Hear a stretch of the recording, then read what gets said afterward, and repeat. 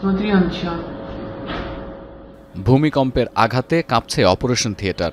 ওই অবস্থায় রোগীকে বাঁচানোর চেষ্টা চালিয়ে যাচ্ছেন চিকিৎসকরা। দৃশ্যটি রাশিয়ার কামচাটকা অঞ্চলের একটি হাসপাতালের। ভিডিও টেলিগ্রামে পোস্ট করেছেন অঞ্চলটির স্বাস্থ্যমন্ত্রী। দাবি করেন ১৯৫২ সালের পর এটাই রুশ ভূখণ্ডে আঘাত হানা সবচেয়ে শক্তিশালী ভূমিকম্প। স্থানীয় সময় বুধবার সকাল ১১টা ২৫ রাশিয়ার কামচাটকা উপদ্বীপে আঘাত হানে ৮.৮ মাত্রার শক্তিশালী ভূমিকম্প।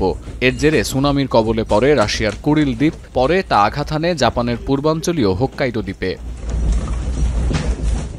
এ সময় ঢেউয়ের উচ্চতা ১০ ফুটের বেশি হলেও দ্বীপে ঘনবসতি না থাকায় তেমন ক্ষয়ক্ষতির খবর পাওয়া যায়নি। তবে জাপান ও রাশিয়ার প্রায় ২০ লাখ বাসিন্দাকে নিরাপদে সরিয়ে নিয়েছে সংশ্লিষ্ট প্রশাসন। সুনামি আঘাত হানার কয়েক ঘণ্টা পর সমুদ্র তুলনামূলক শান্ত থাকায় জাপানের কয়েকটি উপকূল ও ফিলিপিন্সে বাতিল করা হয়েছে সুনামি সতর্কতাও। জাপানের পর সুনামির কবলে পড়ে যুক্তরাষ্ট্রের উপকূলবর্তী কয়েকটি অঞ্চল। এরই মধ্যে মাঝারি মাত্রার সুনামি আঘাত এনেছে ক্যালিফোর্নিয়া, হাওয়াই, ওরেগন, ওয়াশিংটন ও আলাস্কা অঙ্গরাজ্যে। মার্কিন আবহাওয়া দপ্তর শুরুতে মারাত্মক বিপর্যয়ের আশঙ্কা করলেও দেখা যাচ্ছে উপকূলীয় এলাকায় গড়ে ৩ ফুটের বেশি উঁচু ঢেউ দেখা যায়নি। তবে এই ঢেউ ১৩ ফুট পর্যন্ত বাড়তে পারে এমন পূর্বাভাস থাকায় নিচু অঞ্চলের বাসিন্দাদের তুলনামূলক উঁচু জায়গায় সরে যাওয়ার পরামর্শ দিয়েছে স্টেট কর্তৃপক্ষ। আর হাওয়াইতে সর্বোচ্চ সতর্কতা তুলে নিয়ে শুধু পরিস্থিতি পর্যবেক্ষণের নির্দেশ দিয়েছে প্রশান্ত মহাসাগরীয় সুনামি সতর্কীকরণ কেন্দ্র।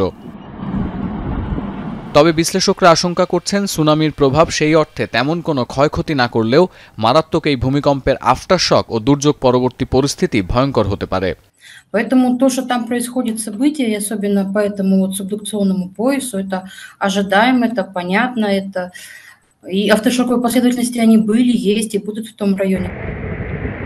মার্কিন বার্তা সংস্থা CNN জানিয়েছে রাশিয়ার পূর্বাঞ্চলে আঘাত হানা এই ভূমিকম্পটি সাম্প্রতিক দুর্যোগের ইতিহাসে অন্যতম শক্তিশালী ভূমিকম্প।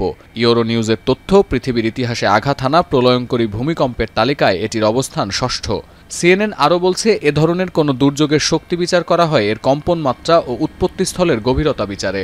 এর সঙ্গে প্রাণহানি বা জানমালের ক্ষয়ক্ষতির সম্পর্ক নেই। তবে রুশ গণমাধ্যম জানিয়েছে ভূমিকম্পের প্রভাবে রাশিয়ার কয়েকটি বহুতল ভবন ধসে পড়েছে, যদিও হতাহতের বিষয়ে এখনও কোনো তথ্য প্রকাশ করেনি আন্তর্জাতিক গণমাধ্যম। সতীর্থ কর্মকার, এখন বিশ্ব।